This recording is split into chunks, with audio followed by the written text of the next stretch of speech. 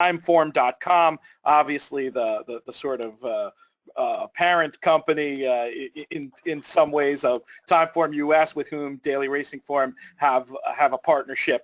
But Timeform.com, a lot of great information on there, especially as we get closer to these races drawing.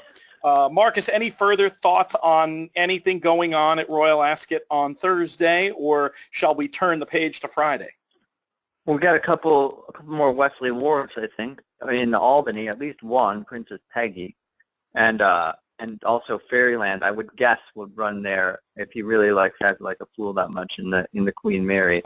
And Fairyland's a shorter price. I would prefer her as well. Princess Peggy was supposed to run on grass at Belmont. It got rained off onto a very dead, sloppy track. She actually had less early speed than some of the Ward horses. She sat just off the pace and drew away late. But I was more impressed with Fairyland, who has got more of an obvious grass-leaning pedigree, who I think might be a little undervalued, compared to some of the horses that have gone there.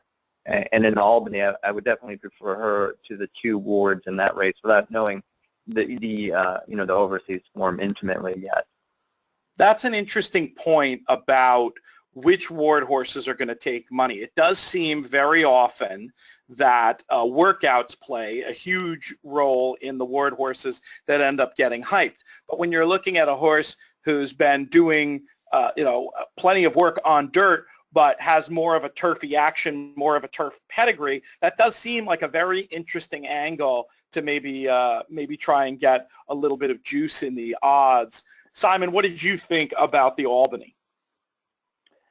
Well, while I think that some of the other two races are a little bit there for the taking, if there's a good one coming across from America, the likely favourite in the Albany, an Irish-trained filly called Alpha Centauri, is probably the best two-year-old we've seen out so far. She's an absolutely massive filly, looks like a three-year-old, got a really long stride. Took her a little bit of a while to hit top speed in both her races so far, and when she did, she was electric. I think Ascot's fairly stiff, 6 furlongs, and probably being ridden near the front should show it a good effect. So of all the two-year-olds we've got over here, I think that's the one that Americans are going to have a really good one to beat.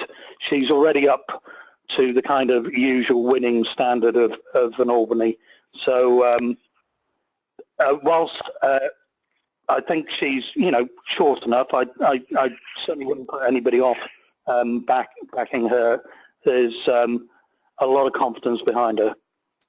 Very interesting, and certainly one to make it a point to check out physically next week, whether it's on your screen or if, like me, you're fortunate enough to hopefully get within spying distance of the walking ring over at Royal Ascot.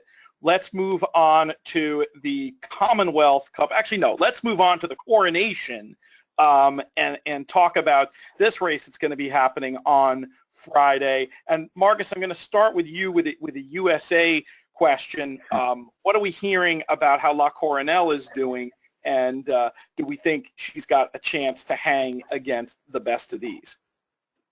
I think that she should fine, and I think she's maybe a little bit better than her bare form this year would suggest. I just don't see her as being exceptional in the way that Pepin was. And by that I mean she's going to have to run much better than she has and run against deeper competition on their home ground, who are more used to doing the sorts of things that she'll have to do in this race. I mean, she's 20-1, and if you wanted to take a hometown shot at that price, I guess why not? But I don't see her being a major factor here. I mean, I don't know if I'm not that privy to everything that's going on in Ballydoyle, but I couldn't be more impressed with the way Winter has looked, and I thought she was even better last time than the time before. And having just blossomed really fully over the winter and into the spring, I don't see why she would be going backward now. I mean, it's obviously odds on, but I think she's going to take all kinds of beating, and there are probably several in between Winter and La Coronelle as far as the form goes. Simon, is that your view as well? Is Winter going to take all the beating in this race?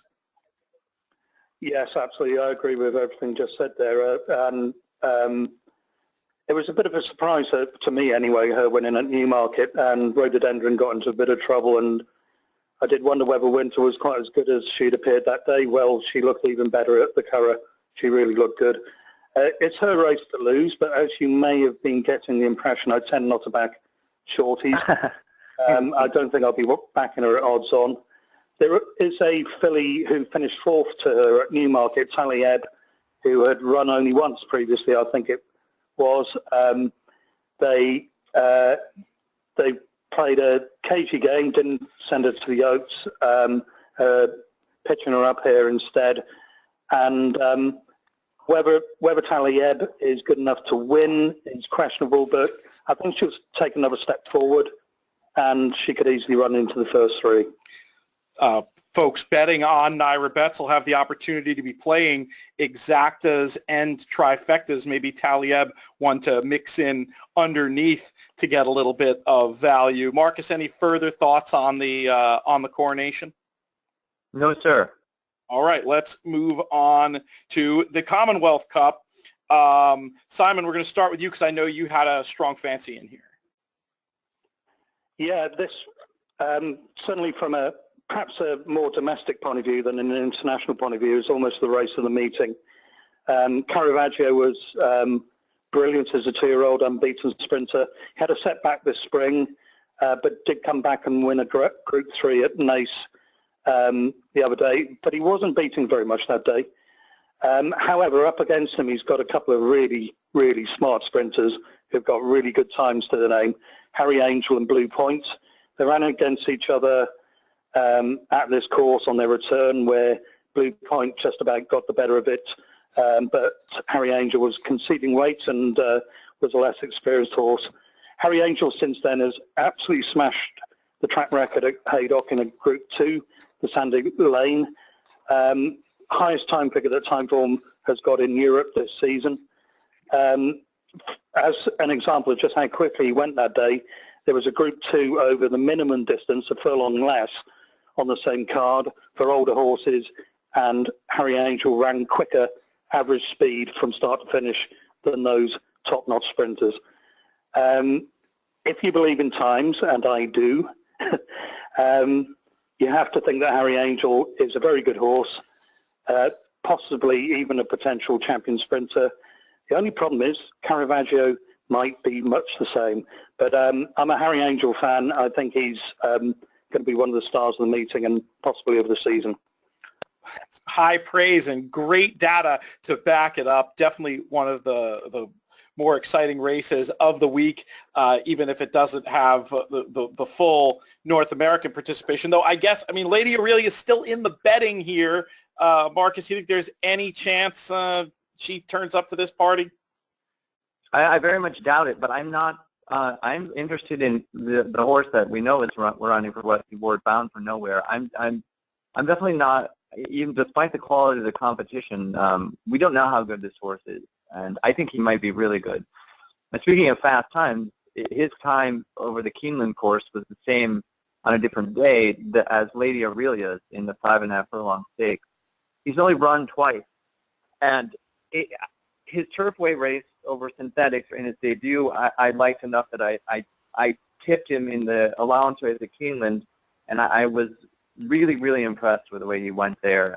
Just the amount of speed he showed, and also the mid-race acceleration, and he won really easily. I think the 3/4 is going to be fine for him, and at something like 12-1 or so, I'm going to have a bet on him in this race.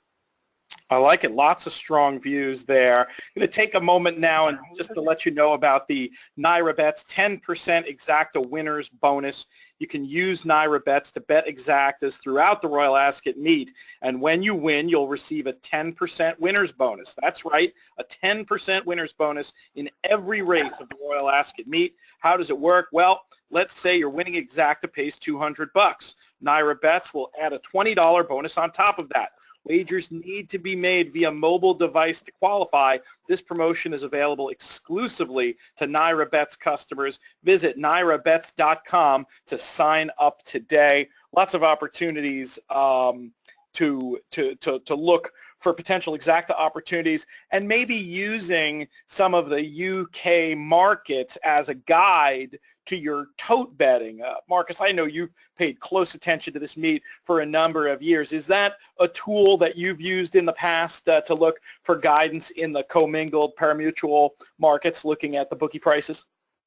Well, I definitely think that you can use it as a guide, and obviously there are some slants in the way that money is taken here. You know, that can give you some advantages. I mean, and even just I would recommend to people before, if they're interested in playing, I mean, just get on OddsChecker or whatever and look at all the prices, have a sense of what you should be expecting or looking for, and what you might want to be exploring, because it is a good baseline for sure.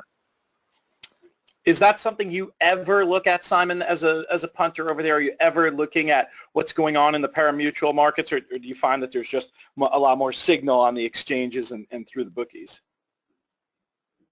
Much more the latter, but yeah, certainly anything to do with international racing, because you get commingled pools. They're really strong, and I'd imagine that the tote betting on Royal Ascot will be really strong, and yeah, it can be very reflective of opinions. So yeah, it's worth taking note of. I've noticed a certain lack of efficiency in exactas and trifectas too. It doesn't seem like those pools get corrected quite as much. The try last year with Tepin was, to my mind, very much outsized, and that's another interesting idea for folks betting on Naira bets to pay attention to. If you can get one price up into the number, whether you're talking exacta or trifecta, something you might want to take a look at. Before we move on to Saturday, do either of you have any other thoughts on Friday's card? Simon, we'll start with you. Yeah, Nick mentioned it earlier on.